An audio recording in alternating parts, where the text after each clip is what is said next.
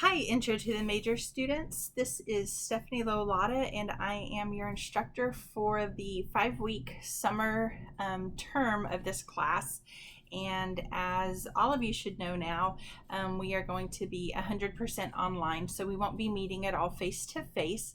And so a couple of times throughout the semester, I'm going to be posting some videos to help you understand some of the concepts in the class and to address some questions that maybe I think that would benefit you all. So I want to first introduce myself and tell you a little bit about me. So like I said, my name is Stephanie Lolata. I have a bachelor's degree in anthropology and psychology from the University of Texas at San Antonio. And then I also have a master's degree in psychology from the University of Texas at San Antonio.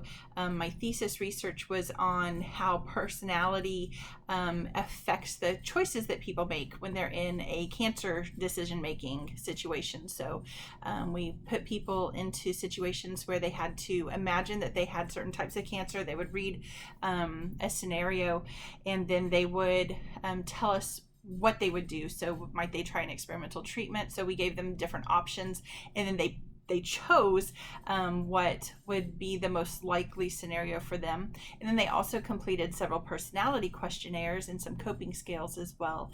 And we did a series of correlational analyses on those, and what we found was really interesting.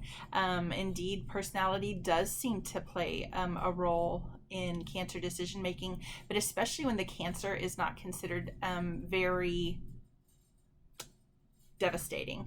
So if it's something like skin cancer, people are much more personality driven. If it's something like breast cancer or prostate cancer, they tend to be much more driven by medical advice, which was really interesting. So anyway, I really enjoy research at UTSA. The master's program in psychology is it has a focus on research design and statistics. So I love that stuff. And so I want to tell you a little bit about how I became a psychologist. Actually, several of you in the email assignment asked me why psychology. So I always joke around about this because it is absolutely true. The only thing I knew that I did not want to be when I began university was a psychologist. That's the absolute truth. I was originally a civil engineering major, and if people asked me, well, because you take those things at school and it says, oh, you can be whatever. Mine always said you can be anything but a veterinarian, because I like dogs and fish, and that's about it.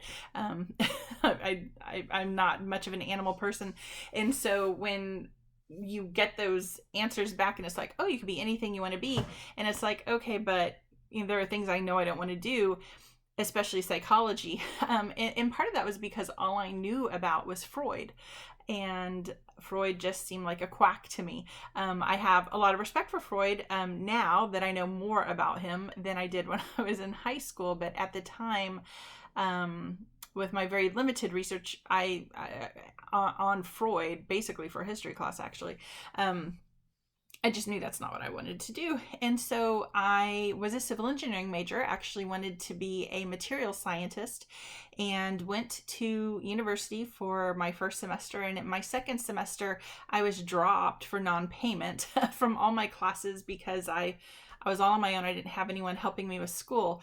And so I could not afford to pay for my classes. I didn't know you could set up payments. Found out a lot of things the hard way.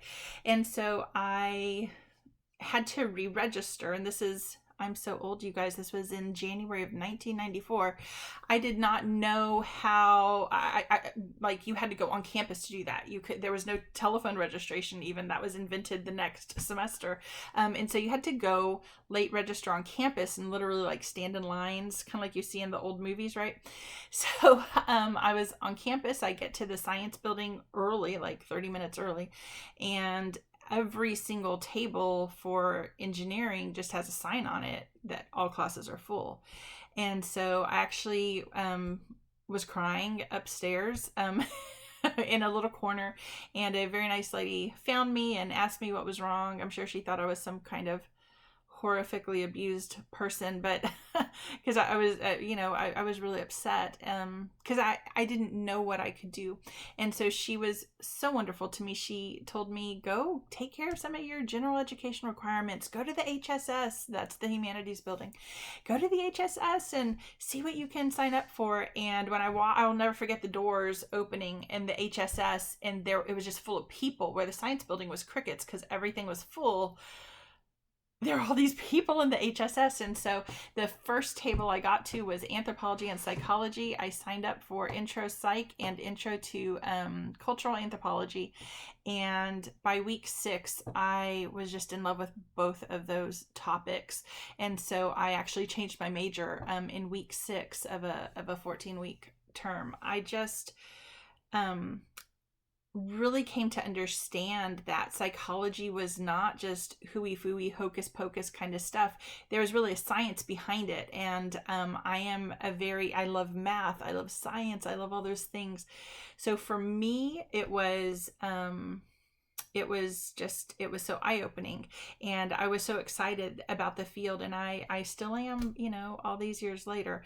So I love that you guys asked that question, because you guys shared with me a lot of the reasons, right, that you are interested in psychology.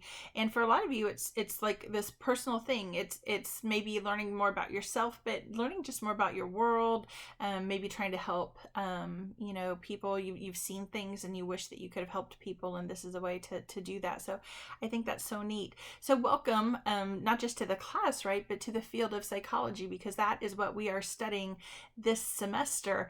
So I want to talk a little bit about the class first, really quickly. We actually developed this class when we started to accept freshman students, and the class was really modeled heavily on some things that I used to do when I taught at UTSA. I used to teach what we call freshman seminar courses there. And one of the purposes of the freshman seminar course that I used to teach was to help students understand, is psychology the right major for them? So given what you have as far as your future goals, is this even the right thing for you to be doing? So for example, if you're wanting to go into social work, you might actually be better off with a sociology degree. If you are wanting to get your LPC, there are potentially ways to go about that will actually streamline that process for you by majoring in sociology. And so those kinds of things are important for you to know, like, as soon as possible in your education. So I think this class is so important. It's going to allow you to explore different opportunities within the field. I've had many students actually, because of this class, when we do what we call the subfield presentations, each of you is going to be assigned a different subfield to study in the field, and you will then do a presentation to educate the class on, like, what is this? So what is psychopharmacology? What is neuroscience? What is cognitive psychology? All these different subfields that are part of psychology. And I have had many students change what they thought they were going to do because they didn't even know that thing existed. So as we explore the broad field of psychology, you're going to find out, gosh, I always say this, there's nothing that you can tell me you're interested in that psychology does not touch at all. And that's, for me, I think why I found it to be so fascinating and so interesting. I love to learn. Like, if I ever win the lottery, I'm just gonna go get a bunch of degrees, probably never use them, but I love to learn. And so for me, psychology was exciting because there's not anything. If you tell me you're interested in physics, there's psychology for that. If you tell me you're interested in literature, there's psychology for that. If you tell me you're interested in bio, there's psychology for that. It's so broad. And so for me, it was a great fit. And I truly enjoy this field. So I hope that you will take the time. I know we're a quick semester, right? 5 weeks, but I hope that you take the time to really truly explore the broad field of psychology so that you can start to understand where you fit in the field and how it's going to fit into your life, and so that we can make sure that you're doing the right things as early as possible, and make sure that you have the right major, make sure that you're taking the right classes, right? So that if you have a graduate school that you want to go to, you're taking the right classes to prepare you for that school. So anyway, we will be working on that throughout the semester. So like I said, this course is really quick. It's 5 weeks, and you have something to do pretty much every single day. On the days that you don't have assignments due, it's because whatever the assignment is that's coming up, I'm expecting it to take, a good chunk of your time. In a 5-week course, you can be expecting to spend 3 to 5 hours a day to be successful in that course, right? And so that's certainly what we're expecting you to do for this course as well. So the class, like I said, it's going to move quickly. I want to talk really quickly about the presentations that are due. A couple of you have asked about those, and I've written back to you if you did. But the presentations in this class are all video presentations. So on Friday, you're going to see 2 things released for you.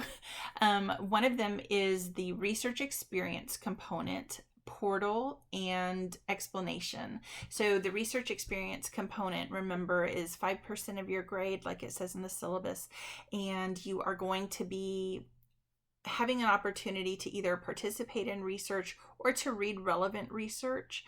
Right now, it's really difficult to go to like talks about psychology just because of social distancing. There's not a lot of that, but I have a list of TED Talks that another professor shared, and so I'm going to share those with you as well. And if you want to do a reflection paper on those for the presentations or the talks, you can do that, and that's all explained in what you'll see tomorrow morning at 8 o'clock. The other thing that's going to release for you is all of a sudden I lost my train of thought. Oh, that's embarrassing because I don't know how to splice this video. So the other thing that'll be up for you is the presentations. So the presentation explanation, it's going to explain kind of how you do this on video. And so students are always asking me, what do you want it to look like? Is this just like a PowerPoint with a voiceover? You could do it as a PowerPoint with a voiceover, but I must warn you, that is insanely boring for everyone, right? And so it can look like whatever. I've had students like use dolls to do stuff. I've had students, just do something like this where it's them on the camera. I've had students do the PowerPoint voiceover. I've had students do like that animation stuff that's really big right now. So it's really up to you how you do the presentations, but in this class they're all very personal, and so it's kind of weird when it's just a PowerPoint voiceover. It makes a lot more sense when we see you because it's about you.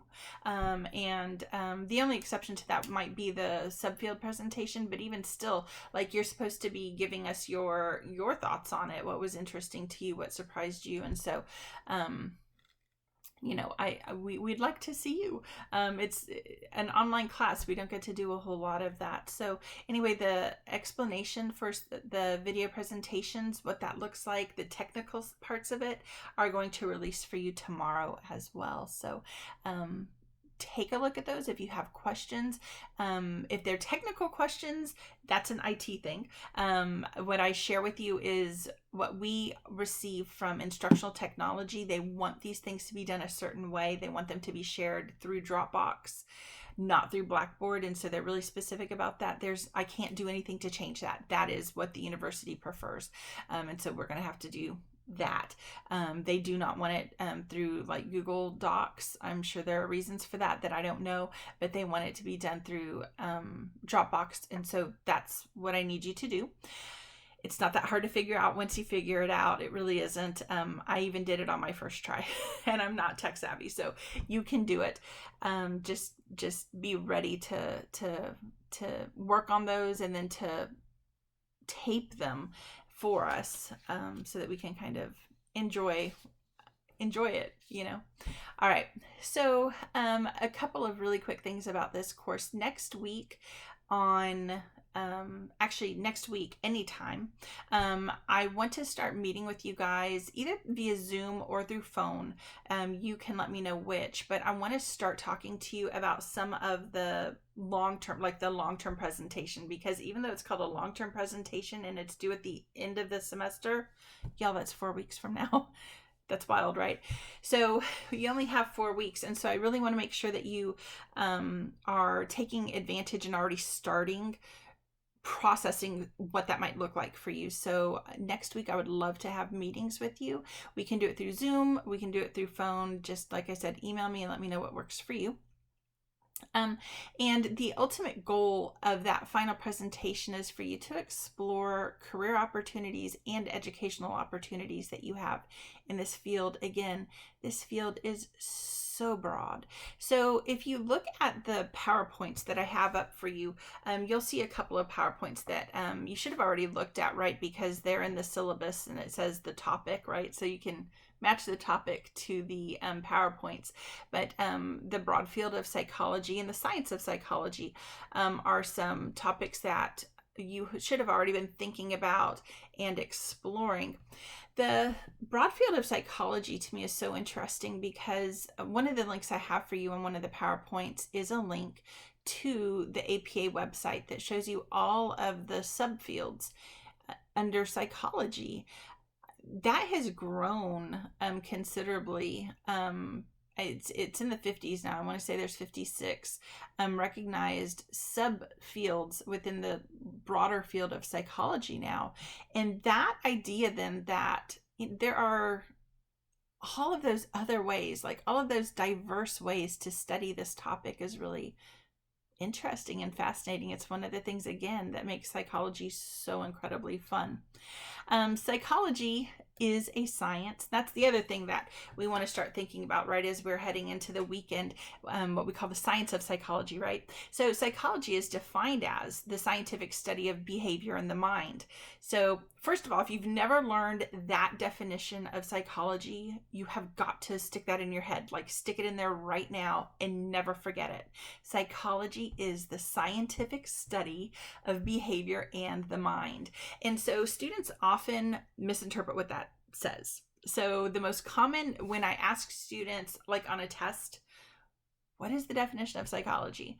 They often say psychology is the scientific study of behavior and the brain. That's not actually what the definition is, right? The brain is an organ, right? It's a very specific thing. The mind is bigger than just the brain. And so when you start to think about what psychology means, right? Psyche, right? The breath of the body, the soul within, right? And then the study of that. So the study of, I always think about it like this, the study of the things that make us human, right? All of those things within us that make us human. The brain is part of that. But the mind is bigger than just the brain, because if you think about it, the brain by itself is useless, right? And the body by itself is useless, right? And so we have that brain body argument, right? They're both important and neither one functions without the other.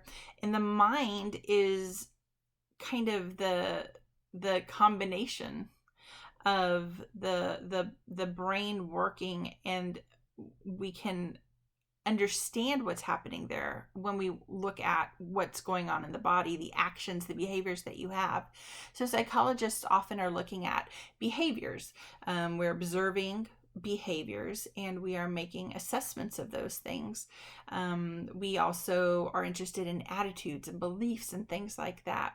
And all of those give us a glimpse into not just the neurological workings, right? Because that's, if you think about like the brain, that's like a really specific functioning, but the mind is bigger than that. It's not just all the electronic stuff that's going on in the brain and the chemical stuff that's going on in the brain. It's what is the culmination of that in terms of actions and thoughts and beliefs and behaviors and things like that. So it's actually really interesting. I love studying psychology. I think it's such a fascinating field, and I am excited that most of you are really interested in it too. I only had a couple people who said, I am studying psychology, but I don't really know why. And one of the things I said is this semester is going to give you a chance to kind of explore the broad field of psychology, the science of psychology, to figure out if it's the right thing for you then. So let's talk very quickly about the science of psychology. So the science of psychology, right? If we are the scientific study of behavior in the mind, then we must do those things in a scientific way. So we use the scientific method. But I have a saying. So you've probably heard of a hard science, right? And a soft science. So many years ago, I had an instructor who said, well, psychology is not really a hard science and it's not really a soft science. It's like a middle science. And I really thought a lot about that because I was unsatisfied.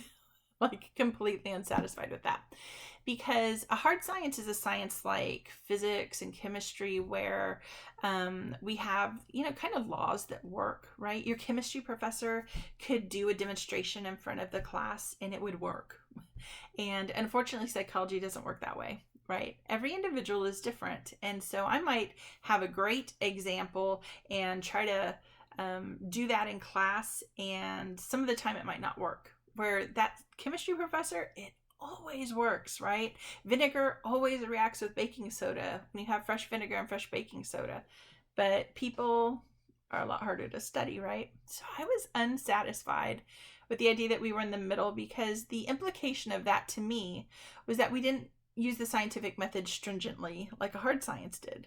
But I knew that not to be the case. I knew that not only do we utilize the scientific method, but we are really strict about it. We're strict about having the cleanest experiments that we can. We're incredibly strict about the science, the statistics that we use and the way we analyze them, much more so than some other sciences. So I get that we're not a hard science because our stuff doesn't always work, right? In the 1920s, 1930s, 1910s, we had lots of laws in psychology and they're all gone, right? Because our laws don't work. Okay, I get it. There's like one law that worked. Most of them don't work because people are so different. But that does not mean that we cannot use hard science methods to study psychology. So I have this saying, right? We're not a hard science. We're also not a soft science, right? Like history, political science, anthropology, we use rigorous scientific method where those types of sciences, the soft sciences, do more qualitative analyses as opposed to quantitative analyses. So in psychology, we're using a lot of quantitative stuff, similar to hard science. So I say this: we're not a hard science and we're not a soft science. Psychology is the hardest science. Many years ago, my ex-husband and I, when we were both college students, before we had the kids, we had both of our kids while we were undergrads. That was a lot of fun. So those of you with kids, believe me, I get it. I know your struggles. I have been there, and I sympathize with you. But you can do it. I did it, and you can do it too. But before we had kids, my ex-husband was a geology major. And he loved to, pick, he was worse than a kid, right? He always had rocks in his pockets. And so he would, find rock samples, and then he would go use the mass spectrometer at UTSA, and he would crush up the rock and put it in there. And, we could go do stuff for like an hour. And then an hour later, you would have this answer as to what that rock was made up of. But in psychology, right, there's no part of you that I can crush up and stick into a machine and it'll tell me very much about you. Even in terms of DNA testing, it doesn't work very well for psychology, right? So I say that psychology is the hardest science because, we don't always get beautiful answers, and our experiments don't always work. As stringent as we are, as clean as our experiments are, we still have great difficulty sometimes answering some of the great human universal questions because every human being is different.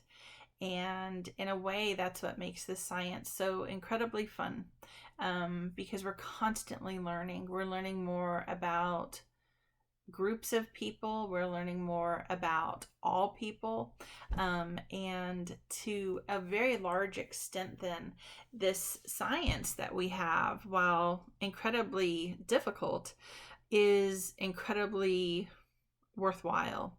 When we start to uncover some of those human universals, the things that make us human, that's incredibly, I don't know, it's just awesome to me.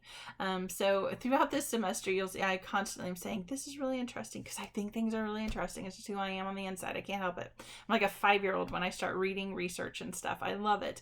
So I hope you find the field and the things that we do to explore it this semester, I hope you find them as interesting as I do. At least, even if you just find them half as interesting, you're going to have a good time this semester. Remember to stay up to date with all of the readings, with all of the assignments. I know a couple of you are already behind, and that's okay. It's early. Take this weekend to regroup and get on board. If you've got late stuff, get it turned in. The late policy is pretty strict. But if you can get it in, I can at least note that you did it, even if it was too late for credit, and then we can, go from there. And I do take those things into account at the end of the semester, which is, again, in 4 weeks. So you don't have a whole lot of time to dilly-dally, right? Okay, so for this weekend, you've got the library assignment due, and you have the article assignment due. So the last thing I want to talk about are those 2 assignments, and you also have a discussion board. That discussion board releases, I think it's releasing tomorrow at either 8 a.m. or noon. I actually don't remember. Anyway, it will release for you, and you can complete that. It's just kind of your thoughts on what psychology is before we really start getting into too much. I kind of want to see your lay ideas of what psychology is right now before you know a lot about it. So anyway, that's due Sunday. But on Friday, we have the library assignment due. You've been watching the certificates. You've been watching the videos to earn your certificates. And so hopefully you've done that. The other big reason that we do the library assignment is to get you used to using APA format. So if you are confused about APA format, there's a ton, when you click the APA link on the library LibGuide, there's a ton of help. Use it. And also remember that all of you have free access to the APA manual. So I'm going to talk really quickly about the APA manual, because a lot of students misuse it. So what do I mean by that? Well, if you try to read it like it was a book, that would be horrible. Like, it would be awful. So don't do that to yourself. It's a manual, so you should be using it just like you would your car manual. So for example, this really happened to us many years ago. We bought a very fancy car because there was a horrible hailstorm here in San Antonio, and we got a great deal in 2000, and I think it was 2001 or 2002. Anyway, we bought a Buick Century. So I was a young kid in a Buick, so a 26-year-old girl in a Buick Century, but it was a great car, and it was an awesome price because of all the hail damage. So I had never owned a fancy car. I had never had like automatic windows, and like in 2000, that's how poor I've always been, right? I still had like crank up windows. So I had never had a car that had like automatic lights. I had no idea. So we're going to drive somewhere for the first time in this car in the dark, and I have no idea how to turn on the lights. And so anyway, we had to go to the owner's manual and figure out that once I put the car in drive, the lights would come on. So embarrassing. I had no idea. So that is what a manual is. A manual is going to help you when you have a specific question. And you could go right in the manual. We went to headlights and opened it up to headlights, and that's when it said basically, hey, these are automatic. Stick it in drive. You'll be fine. So the APA manual works the same way. When you have a question about, for example, the title page, you'll flip to the index to title page, and then it'll tell you where to go to get information about the title page. So use it like it's a manual. That's what it's meant to do. Um, Another issue that I want to talk about then is plagiarism, right? You're supposed to watch the video about plagiarism. It makes it very clear that every single time you either refer to an article, refer to ideas from an article or a book, right? But you refer to a resource, you refer to ideas from a resource, you have got to cite it right there in that sentence. And failure to do that is plagiarism. And that is true whether you have a quote or whether you have a paraphrase. So in both of those circumstances, you must cite your resource. If you fail to do that, then you have plagiarized. And I am actually really strict about that, not just in this class, but in all of my classes. So the library assignment is meant to start getting you in the habit of doing those things, like citing your sources, putting things in proper APA format. Okay, so work hard on that. Make sure that you do your very best so that you can get a good, not just get a good grade, but start developing good habits so that your papers and all of your work from here on out are in the proper format and are good university level work. Okay. On Saturday, what's due is an article. So you're going to take what you learned from the library assignment, and you are going to then apply that to finding research. So the third thing that you are, so we already talked about APA format, we talked about the my gravy, you guys, I'm getting really old. The APA format, and then we talked about plagiarism. And the third thing that you watch is the introduction to the research process. And so you're going to apply that introduction to the research process and find an article. And like I say in the assignment, it can be about anything that you're interested in, as long as it is an experiment. So it doesn't have to be psych. I know I have several of you who are criminology majors. So of course, one of the problems is most crim research is correlational. It's not going to be experimental. But you need to look for a experiment. That's what we're going to be working with this semester. So you're going to apply your knowledge of how to complete research, and then that's due on Saturday. And all you have to do for that assignment is post your article in PDF format, right? The syllabus is very clear that any articles you do need to be in PDF format. Okay.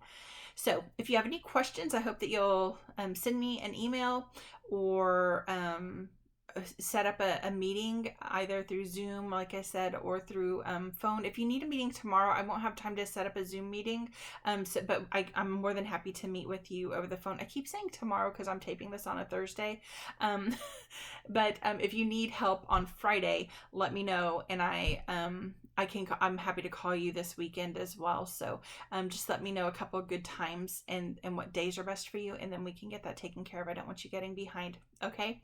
All right. Welcome to this semester. Like I said, it moves really fast, and I will see you guys again next week. Remember, if you are ready to start having a meeting, and the sooner the better for this, even if you haven't started anything, let's talk about the final project and talk about how to get it started. So the sooner the better. Send me off an email and let's figure out when we can meet to help you be successful in this class. All right. I will see you guys next week. Bye.